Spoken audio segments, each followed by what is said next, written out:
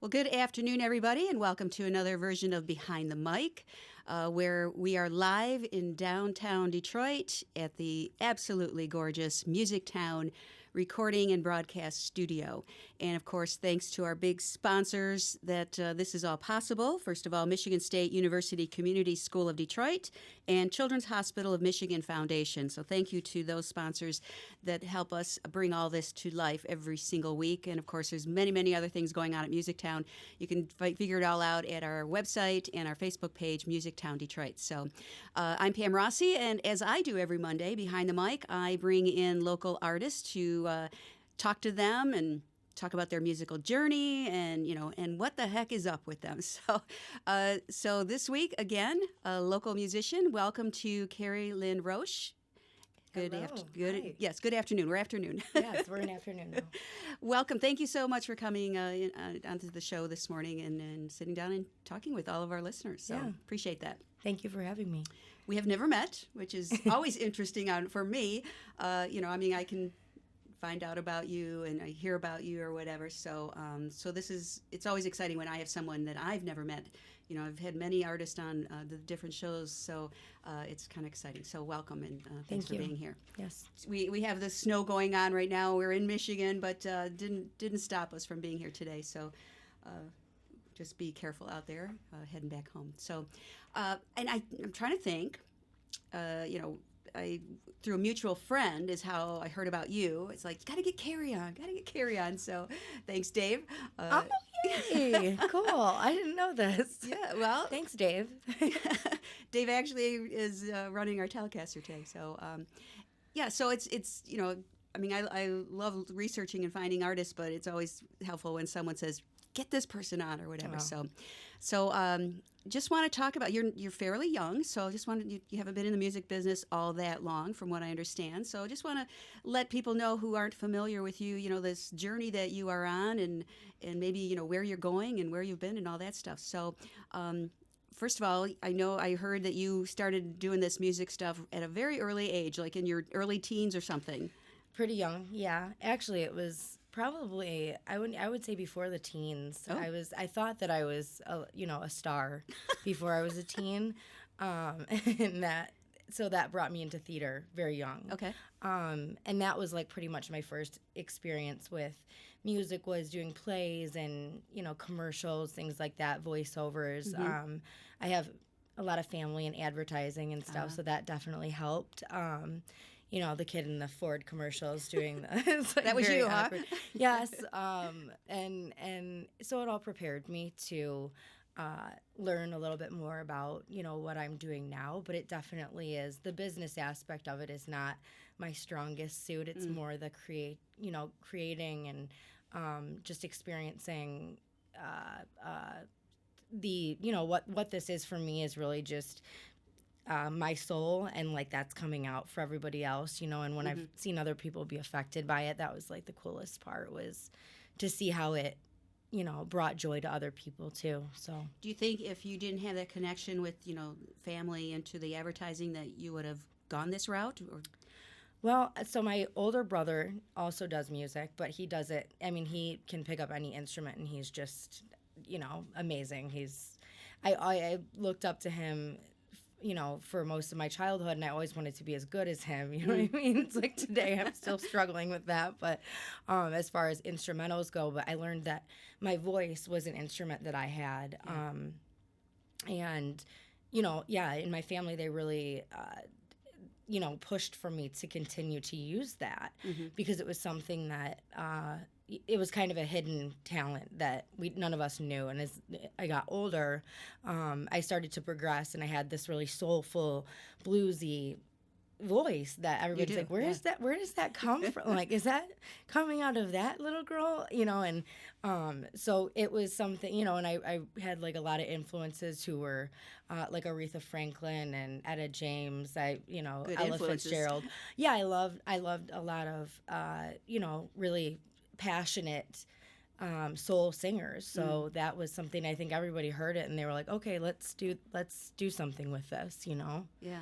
So, Did your parents play that kind of music, and so you were always around it? Not so much, but I know that as soon as I had heard it for my grandmother, she was a huge Whitney Houston fan. And in the short time that I got to be with her, I had exposure to Whitney Houston, which I was like, wow, this is, woo. Yeah. This girl can sing. And so really it was just like I, had gotten older. I found Celine Dion. That was a big moment for me. And people laugh at me today because I still, it's like she's one of my favorites just because she taught me a lot about, being a singer, being a songwriter, being a musician and an artist, and putting your soul into everything you do, because that woman definitely does not do anything without it, so that I think that all came about with me sort of picking around once I remember my dad taking me to Harmony House, like when I was store, super, super young, but bought like my first 5 CDs and Which were what? I actually, these probably aren't going to shed much light on my, as far as an artist go. I think it was Alanis Morissette, Celine Dion, The Cranberries' Tragic Kingdom by No Doubt, which today still is one of my favorites. And what was the 5th? I'm not even sure, but I know for sure those 4 were there. Jewel. Interesting. All women. Yes. Yep. All women. Influenced, yeah. Yep. And then another couple years later, I was into the more, boys who rock and Blink-182s and stuff like that. So, but yeah, I definitely, and Cranberries, I saw the Cranberries. That was one of my very first concerts with my mom. So, and Dolores has recently passed. So that was, shocking, but yeah, total bummer, but still, she, another huge influence to who I am as an artist. So there always has to be, I shouldn't say has to, but normally that somebody or some group is what kind of puts you on a different, on that path of the type of music. And so some very strong women there to follow, and to influence. Did you, when you were young, you were saying a little age, so about how old were you at that point when you started doing all that? What was my first, there's like videos. I don't really have a whole lot of memory of being like 5 and 6 maybe, but dancing, singing, Elvis Presley was apparently a big one, because there's a lot of videos of me doing Elvis with this small guitar, but I don't really know. I think maybe I was about 10 when I got those CDs and finally had knew what I was doing with them and how to, how to actually play the music and the machine. And you sang along with them? And oh, yeah. Oh, sang along was like, that's an understatement. I mean, I was them. That was, I thought I was Celine Dion. I thought I was Alanis Morissette. I thought, it's like, and Gwen Stefani. That was, I recently got to do a show where it was a Halloween show, and the whole band, we did No Doubt. So I got to do full-on Gwen and had blonde hair and the makeup and the, it was like my dream. So did you kind of like for a little bit you were Gwen and not Keri? Oh, it was for like a transfer? Week prior to the show. I obviously I knew pretty much every song and in its entirety, and but it was like practicing her quirks in her voice and like crop tops and funky pants and funky shoes and Rastafarian wraps and red lipstick. I was totally had lost myself in it for like a week prior to the show. So how fun. Yeah.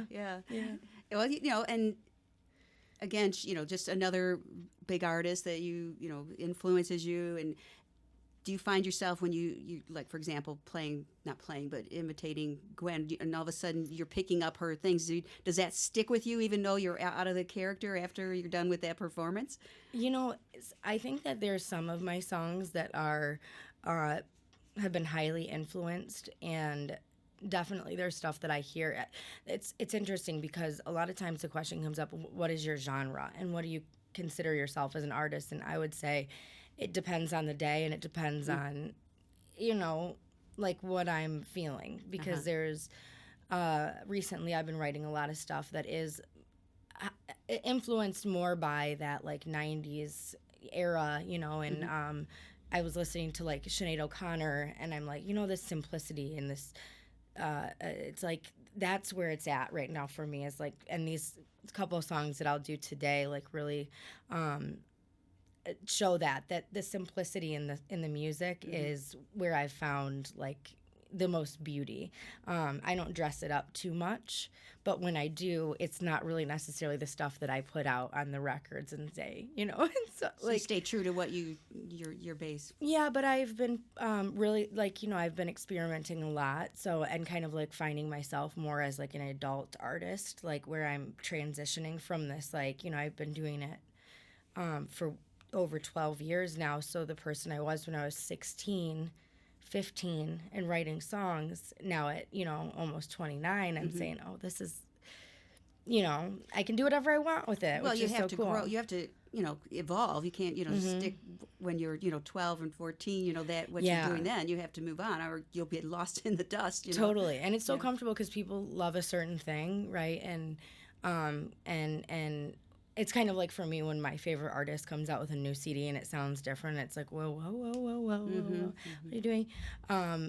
You have to continue to honor like what is changing within yourself, regardless of what the feedback might be. And sometimes it can be really hard because people might think, what are you doing with this here? Like, this just doesn't sound, but it obviously has to come out. There's something in there that has to come out. And lately there's been like a lot of electronic stuff I've been messing around with, which is really cool because, it's totally different just like a new software on the computer has opened my brother showed me that, and it's like, why, my mind is blown with the things you can do, So, but yeah, I definitely think that there's, for sure, like I saw Tori Amos not that long ago and went home and started writing, and it's like all of a sudden I feel this Tori-ness going through me. I'm like, oh, and she writes so fearlessly that's how I started writing for the next week. So I think that it's like very much a part of my artistry is, I've never tried to like reinvent the wheel or create a new genre within what I'm doing, but more or less like learn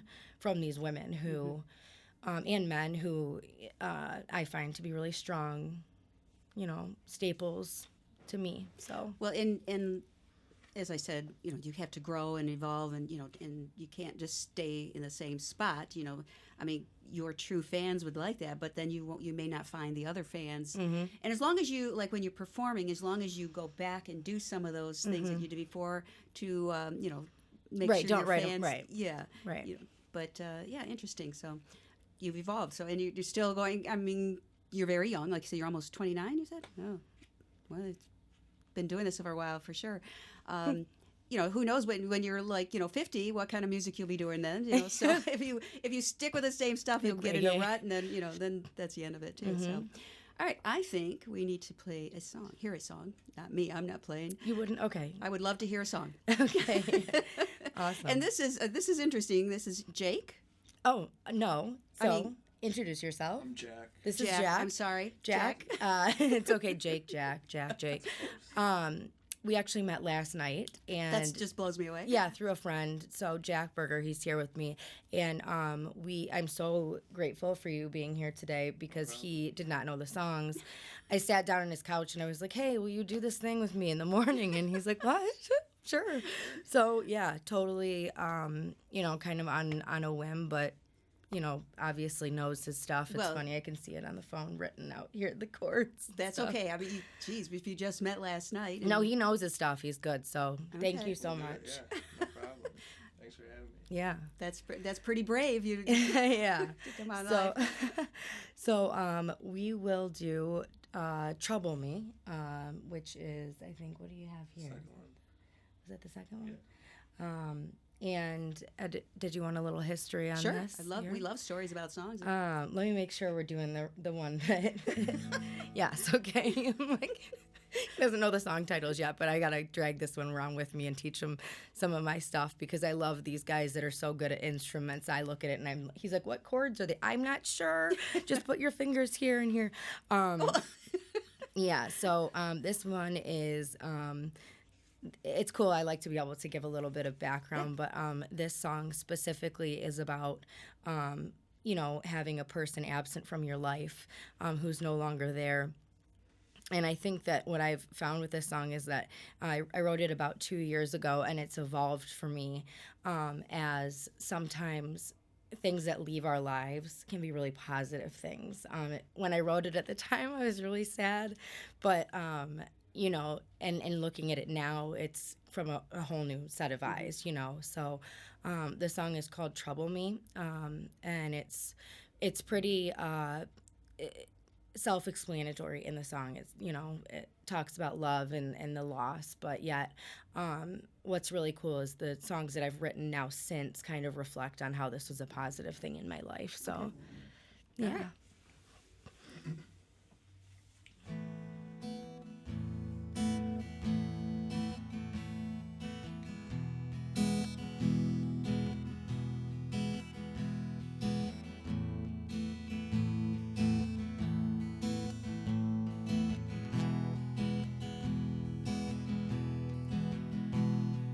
I came home frightened, I'm searching, I'm fighting my mind,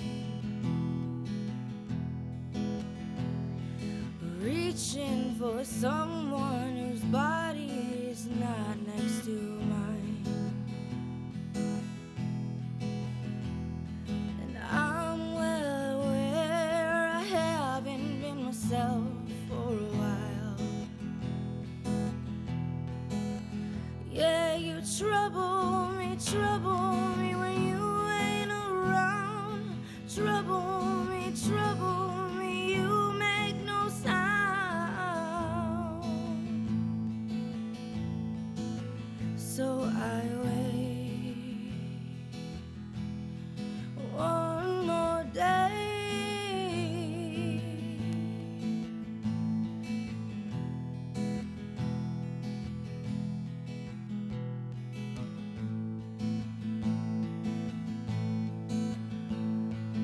I came home pacing, I'm searching, I'm fighting my mind,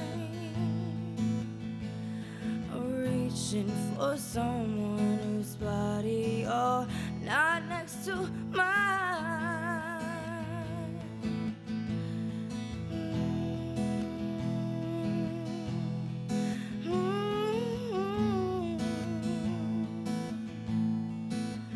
Yeah, you trouble me when you ain't around. Trouble me, you make no sound.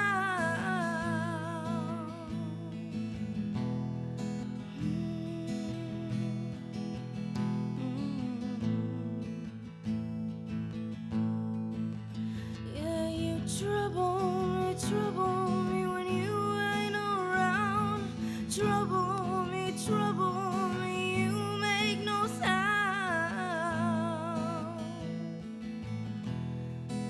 So I wait one more day.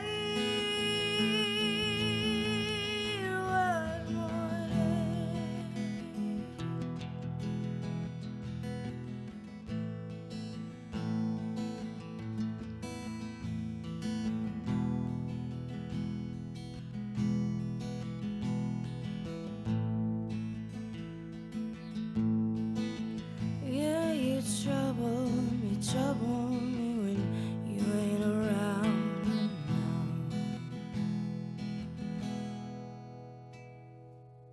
Nice. Beautiful voice. Thank you so much. I'm Yeah. a little raspy, so No, excuse me for that. No, it sounds good. Thank It sounds, you. it's got that nice, deep, like you said, it was bluesy kind of sound in there. Kind of adds to it, actually. Very cool. And Thank hey, and you guys just hooked up last night with a guitar. Yeah, Jack just, yeah. Jeez, wow. Yeah. So are you in a band as well? And Not at the moment, no. okay. Well, someone looking for a guitar player, or hey, with Keri. Hey, yeah, I know. I'm like, hold on. We might not snag him up yet. Okay. You know. I play with a lot of different people, but yeah, for sure. It's always really refreshing when you can find somebody who can pick something up Yeah, right away and be like, yeah, I'll meet you there in the morning. So when you perform, do you do a lot just you and because you play guitar too, but just you, or do you generally have full band behind you? Generally, I have full band. So we all have been, I mean, it's just, we've kind of all done separate things the whole time that we've been playing together. I have a guitar player who's on tour right now with, it's not, there's no serious attachment there. I mean, I love them all dearly, but some have wives and children and, Other lives. yeah, and I love their wives and their children, and so as often as we can play together, we do.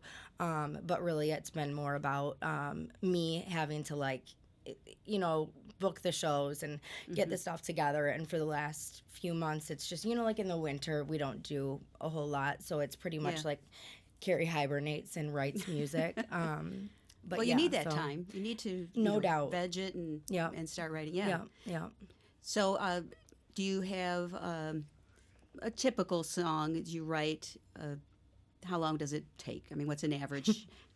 I would say that if I'm really lucky, it will take me about.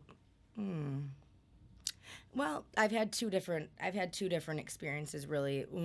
My most common is that I'll write pieces of songs, and then I go back, and find a piece and say, okay, well, this will really go well with this. And I've got napkins and, when I was younger, it's like I remember when we sold our house that we grew up in, my mom was like, moved my bed from the wall, and she's like, why is there, there's writing with Sharpie marker and all this stuff. And I'm like, I didn't, in the middle of the night, sometimes I come up with these ideas, right? And it's like, I don't want to get out of bed because I'm so lazy. So I'm like, oh, I'll just write it right down here. And then I'll, sometimes I have sticky notes. Write on a sticky note to write on the wall. It's like, oh, you lazy girl. I'm like, so. You wrote on the wall with Sharpie? Oh, yeah, I did. I know. Yeah, she didn't like it very much. We had Mr. Clean things. So I was in deep trouble. Hope they were good lines for a song. They were, yes. I'm like, Mom, we'll make lots of money someday, hopefully. This is the big hit, Mom. Yeah. It's okay. So that's an interesting story because, sometimes it's like people will get in my car and they're like, man, it's trashed in here. It's just such a mess. And I'm like, you can't touch anything. Don't touch anything because you never know, like, what might have that lyric on it. And I'm like, no, please. It's like a dirty napkin that's been on like the salty floor for a week. And so yeah, I by no means am like this organized sit down and write a song type of person. But if I'm really lucky, I'll get the bulk of it and then come back to it, and that's really it's I really am not like, I don't sit down and write one. I kind of come back and I guess I as I'm sitting here, I'm realizing I don't think I've ever like written a song in full just sitting down. It's just been very sporadic, and I've got lots of notebooks. So yeah, as long as I keep flipping use through the napkins. pages. Yeah, and use napkins sometimes that are like taped to the inside of the paper because it's like, okay, I got to stick this with this, and this goes with this, and wow, the puzzle pieces just sometimes like come in the mail later than I intended, if that makes sense. It's like I've got to finish it as the river flows. I guess I can't push it myself. Sometimes it's like, oh, I just got to find out what's in. And then there's dry spells where it's like nothing's written for. Yeah, that's not unusual for artists. Yeah, it's it can be sometimes when it's too long of a time period. It's just frustrating, but.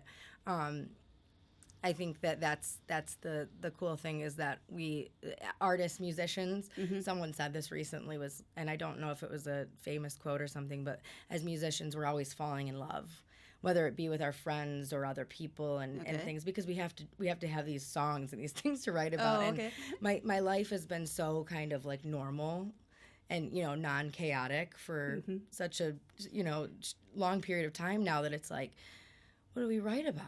What do we come up with here, Yeah. So now I've just found that it's like, okay, lose myself in like a book or learn from someone else's story. But personal experience, is really like the most powerful thing, I think. The most musicians so you can't really would say like that. Force chaos or what, I mean, I do it, but it just causes way too many problems. So.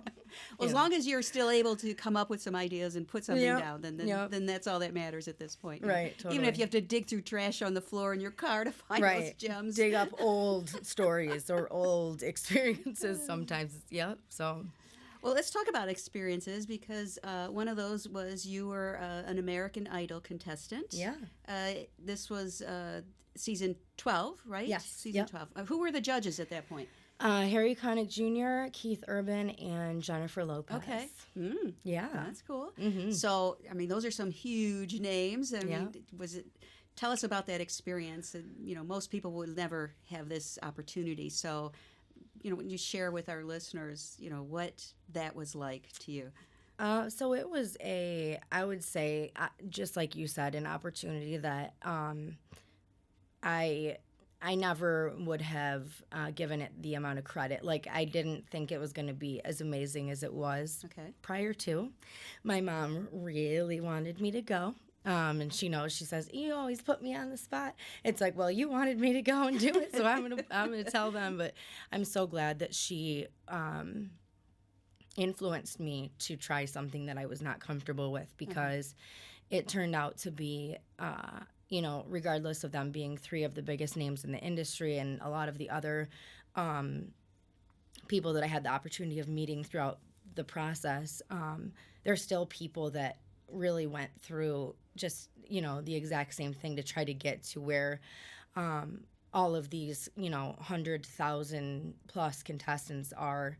And so my thing with it in the beginning was that they're choosing one person, right? And that it being television, it was something that I really wasn't super excited about, because I thought, this isn't really the way that I want to do it. I don't want this packaged product. I want it to be more grassrooted.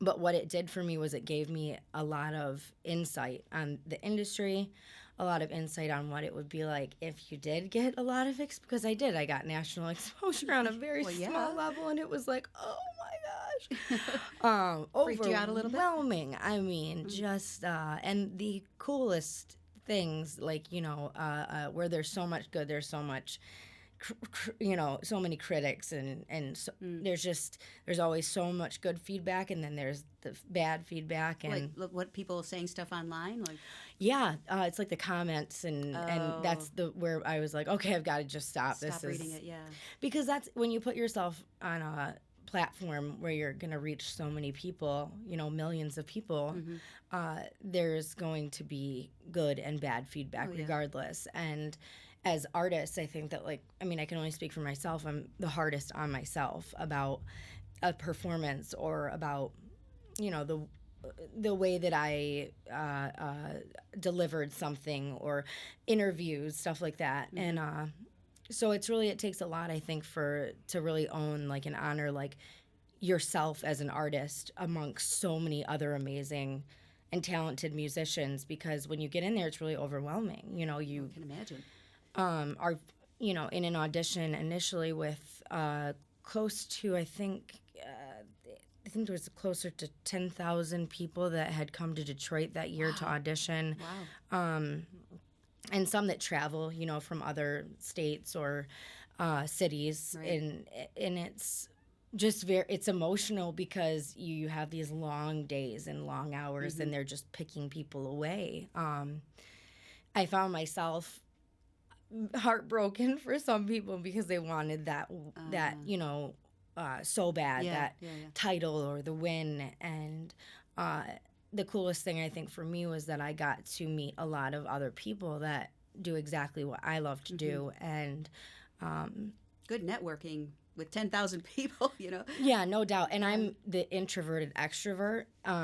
So you put me in this crowd with all these people, and it's like, I know that I have to get out of myself and sort of, people say, oh, you're a performer, you're fine. It's like, no, but I want to hide from all of this. But you don't really have much of an opportunity to hide when there's cameras there all the time.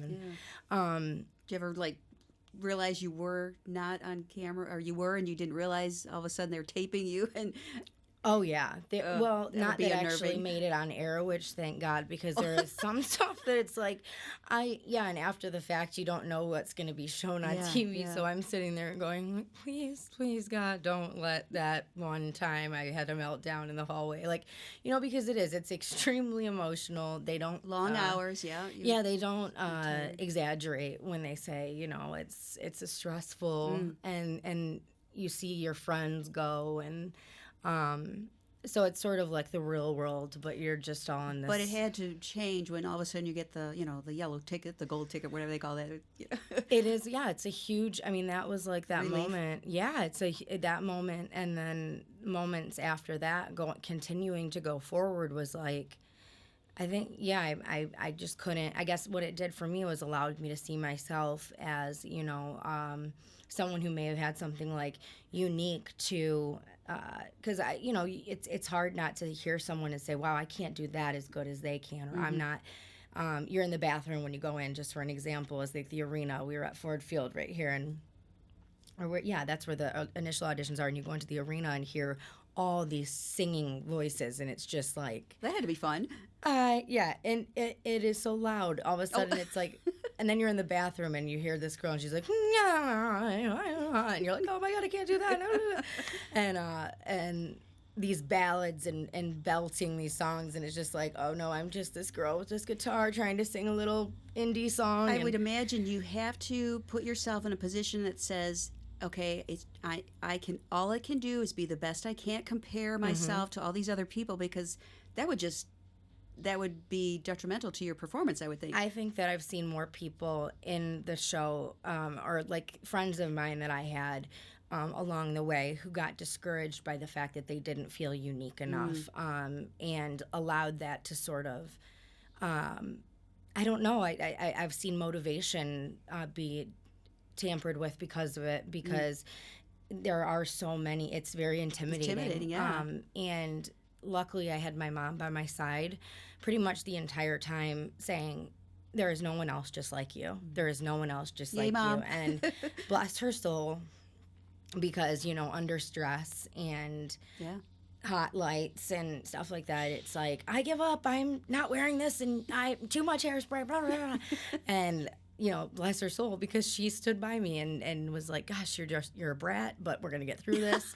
And we did. And so, I think that the experience in itself, it's priceless, because, like I said, regardless of them being the, three big names in the industry, validating me, and on a personal level, being able to talk with them after the fact and having them say, this is a TV show, and you must not give up on what you're doing right now. And so that's I would want to say that to anyone in the future that tries out for shows, because I know that it can be very cutthroat, to just like keep your individuality and remember that it is just TV. It's not. So from this experience, what do you think you learned that you can take away for your future into this music business? What is the one thing that I think that affected you the most that will help you in this career?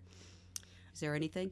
Yeah, I would say that with every rejection I've ever, gotten, this was probably one of those which you're being rejected in front of like the nation, and then getting a ton of feedback and a ton of people who,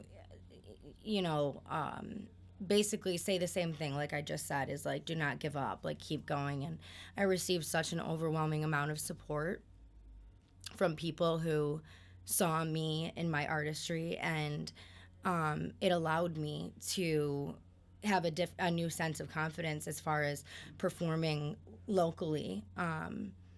And one thing for sure too is like it did give me a lot of insight on the business, in the sense that it is, like I said, it's cutthroat. Like it is not it's not necessarily something that every day I wake up and say, okay, well, when I write this hit, it's going to be on the radio. When it's on the radio, I'm going to get to Capitol Records. When I get to Capitol Records, I'm going to meet the big guys, and I'm going to go, you know what I mean? It's like, now it's more like, I love doing this so much. And if I do it in a dive bar for the rest of my life, and I make enough money and I'm happy, it is okay with me. And that used to not be the case. It used to be like, well, I have to, I have this thing I have to really, but you see it on a larger scale, and you see fame and fortune, and it's not necessarily something that I guess a lot of people may, and a lot of people have said, like, you're crazy for thinking this, but it was really overwhelming for me. And I don't know that I would want the spotlight as intense as it could be if, do you know what I'm saying? Yeah. Or at least not now.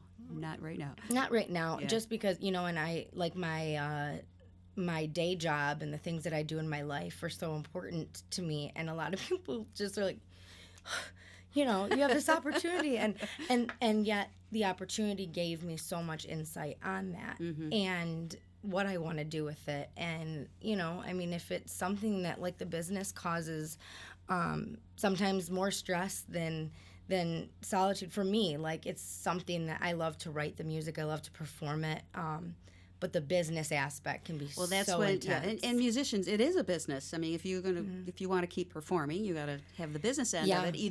Either you find someone that does that for you, or you learn that this is part of what I do, and I have to take care of both ends of it. So, the business of, of being a performer. So. Right. How about we hear another song? Yeah. All right. Jack over there is like, any day now. Sorry, I'm just jabbing away. No, you're fine. So this is Ugly Ramone.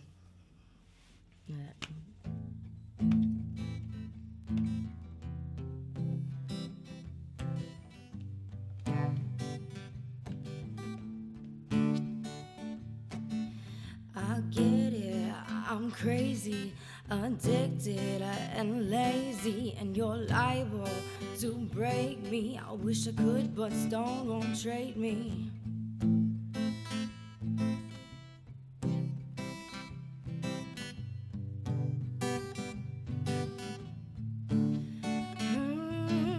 I'm warped and I'm twisted, had a chance and yes, I missed it, but I keep on keeping on. No need to rescue me, my destiny's prolonged. Ugly Ramone gave me a call on the telephone. He said, hey girl, where you been? I said, I no longer come around that band. You ain't my friend. No, stop calling my telephone.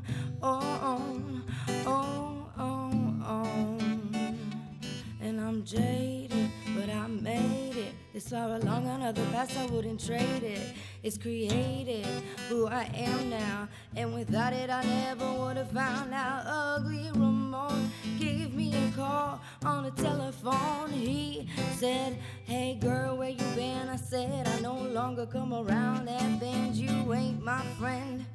No, stop calling my telephone.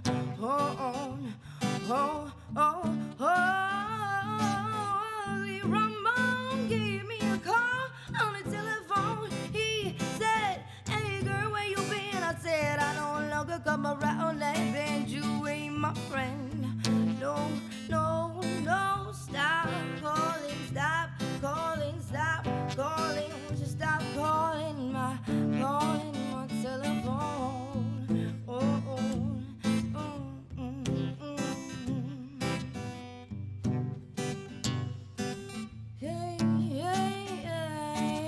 And I'll always be crazy, addicted and lazy, and you're liable to break me. I wish I couldn't, but stone won't trade me.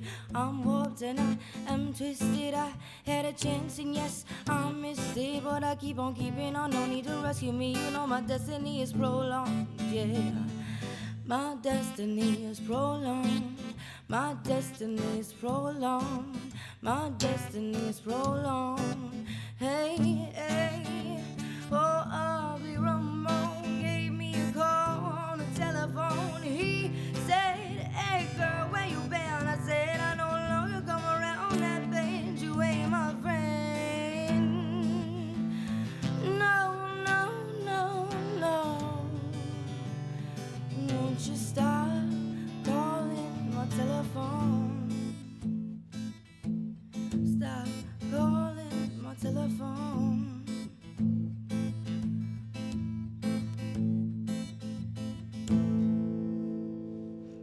nice. Get some water there. Yes. Very good. Now, do you have albums out that people can get this music? Everything is available online. Okay. On my website, which is KeriLynnRoche.com. That's a KeriLynnRoche. A lot of people do the CARRIE looking for me and going, Yeah. I have no idea how to find you. But so, yeah, I've been like kind of messing with branding a little bit. Okay. KLR Music, which helps people to kind of understand that. Yeah. Because my name is a bit long, and so. And the Keri and the Lynn, not spelled normally. So. And then you might think that it's Lynn, and my mom, she sings in the shower, but I'm not sure how well, so, no. Anyways, yes, that is my mother's name. But, okay. So, yes, that is where it's available. Okay. Also CD Baby and Shopify right now, so. Okay. Well, good. Well, good. People will want your music, I'm sure, especially after the American Idol. People want to find you where you're at and stuff. So, and do you perform much? Like you said, we're kind of in the winter and you're slowing down a little bit, but like. Yeah. So, we have done a lot of really awesome stuff. We've been over at the Fillmore, Detroit Opera House. Okay. We got to do this really cool event for AIDS, actually, which was sponsored by American Idol and Fox TV. Oh. And we did, and the band, we've done lots of different festivals, awesome festivals throughout the Metro Detroit area, Ann Arbor. There's a lot of festivals around here, which is cool. Yeah, so likely we will have some stuff coming up this summer. It'll all be on your website so Yep. people can follow you. Yep. Okay. All right, Pam Exam, which Pam means some Exam. questions. Mm. All right. Your favorite non-music pastime? Non-music pastime. Oh, what do I do? Dance. Oh, Yes, I dance. And I'm not sure how well, but I love to dance. Actually, I'm sure, I dance okay. I'm not too bad. I'm getting better. did you take dance lessons? Yes, I've been a dancer for most of my life also, but, it's not necessarily my strongest. I'd say I stick with singing because I get out of breath and frustrated easily. So you don't really dance a whole lot when you're performing on stage, or does that play into it? That's actually one of the comments. It's funny because I had a performance on American Idol where I was wearing this short, cute little romper, and someone said, "Why does she dance like a chicken?" I'm like, oh my gosh, well, that's so rude. What? Yeah, I guess they called it the chicken dance. So Okay. that was one of those rude comments that later my friends loved to make that joke about the chicken dance. So, yeah. I dance in ways on stage. I guess Okay. I move my body. Okay. Well, maybe from that early Elvis Presley influence, you got a little going there. So, Yeah. all right. Give me at least one thing that is on your bucket list. Skydiving. Ooh. Oh. Yeah. I got to zip line in Costa Rica a couple months ago. Oh, fun. And that was, it was amazing. And I think that I got I finally realized if I can do this, then I think I could do that. So it feels like it would be, we were in some, I know, jumping out of planes. Well, people do it all, every day. I mean, it's not out of the norm. So, but yeah, you go for it. You won't find me doing anything like that, but that's kind of scary. Yeah. So, well, there's a few jump schools out around here somewhere. Yep. So Yep. yeah, we could have a chance to do that. So good luck with that. Thanks. Anyone that you would like to collaborate with? Oh, gosh, yeah. Definitely Tori Amos would be, I think, my Tori Amos, or let's see, Rain Maida from Our Lady Peace. Oh. I got to meet him not that long ago. I went and saw them, and he dedicated a song to me at their show, and because I got a chance to meet them before the show and talk with them about how much their music had helped me, and not necessarily as an artist, but more just through my life. And their music just helped me get through those teenage years. And it's like, you were my band. And they dedicated my favorite song to me, and it was super cool. He came down from off the stage. And so his music and how he writes, and just the fact that he's really good looking and fun to. It always helps. Yeah, I'm like, gosh, that would, So Rain Maida for sure. Funny. We already asked you that in the earlier. We got double. Well, from we were before we get to the questions. Oh.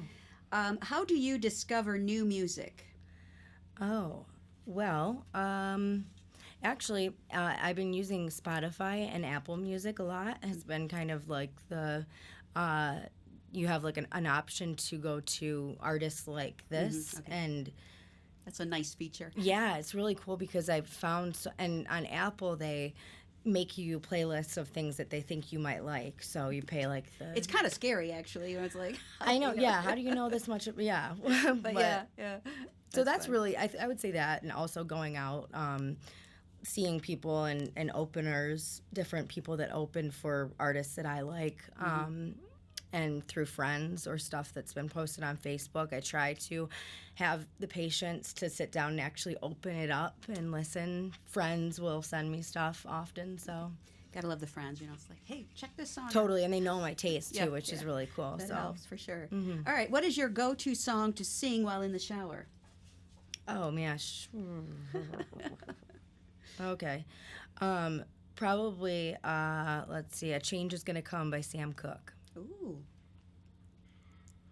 Words to live by, huh? So do you see that change coming? Or do you see a direction where you're going? I just love that. I think it's, like, oh, gosh, he's so, Jack and I are just going to do the 2 songs today since we just met last night, but I'll do this little piece for you here because this is something that he, this is something that I think that singing it in the shower and remembering it all the time is that I was born by the river in a little town. Oh, and just like the river, I've been running ever since. It's been a long time coming, but I know a change gonna come. Oh, yes, it will. So there's my third song for you. Knock that out of the way. Very nice. Thank you. Yeah, so that's kind of that's one of my, and then I'll go higher and higher and higher and higher until it's like the neighbors probably think that my fire alarm is going off. So you do you go higher just to see, try to see train how your I voice can, and sometimes I try it as low as I can go to as high as I can go, and I can usually go lower than most people, but so it's like a warm-up for sure, like it's a good warm-up, but I just love that line and that soul in that line, and I just feel like there's so much emotion in that song. Great song. Great song. Yeah, so yeah, that's my shower Have you ever song. recorded that song actually? No. Oh, you should. My shower song. Well, call it the Shower Chronicles here. Yeah. Everybody has a shower chronicle. Yeah. Yep. No, that's a good one. So, all right, we're gonna hit a couple more, 1 or 2 more. So let's see. What is your most memorable music moment? We probably know this one already, but the one I just told you about Our Lady Peace, or American Idol. Both of them. You've got a couple good ones there. So as an artist, I would say, yeah, definitely being able to do the show, meeting a lot of the different artists. I mean, I've met I met Mariah Carey and Randy Jackson in that, American Idol experience, and Ricky Minor, all of them, just like all the different people that I got to work with. And Jennifer Lopez, she's such an amazing human. She seems very down to earth, and she is so she's just, man, she rocks it. So the question is, do you have her cell number in your phone? I don't. I wish I did, because if I did, I'd probably be texting her like regularly, and then I would be like, okay, darn, back off, honey. If I had J-Lo's cell, that would be sweet. But no, so I think, the Our Lady Peace concert recently, I had a lot of people who know me really well know that band saved me from, a lot of that teenage angst, and it was just such a cool experience. It was a musical experience for me, because for him to say, and I've dedicated songs to people before, but to be that girl in the crowd, it's like, oh, that's me. Oh my gosh. I'm looking at everyone like, I swear it's me. And then he found me, and it's like, see, I told ya.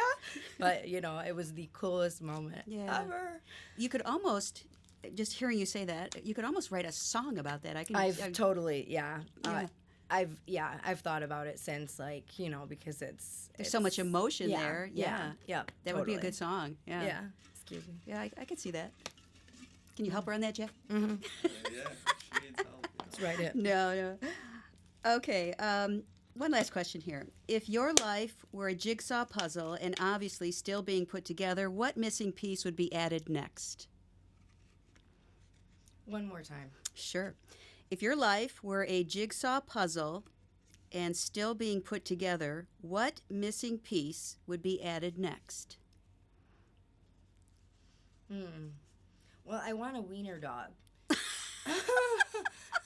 Oh, that came out of the blue. I Okay. know. I have 2 dogs right now, but I figure it's better than saying, like, a husband or something. I don't know. I just don't feel like a jigsaw puzzle, missing pieces, things that are happening next. I don't know. My family is probably going to just, like, lose it when they hear that. It's like, no more dogs. You're done. Get a plant. Get a plant. Yeah, jigsaw puzzle. I don't know. I would say that if I were to choose the jigsaw puzzle piece, it would be a little wiener dog. Okay. Yeah. All right. Interesting. There you go.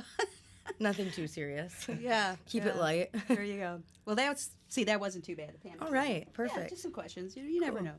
But so you said you were going to not do another song. That's fine. But we want to thank you for coming in today, and just again let people know where they can find all your information if they want to follow you, get your music, find out where you're going to be playing, and hook up with you. Yeah, however. definitely. So, music of Keri Lynn Roche is on Facebook. That's a good platform.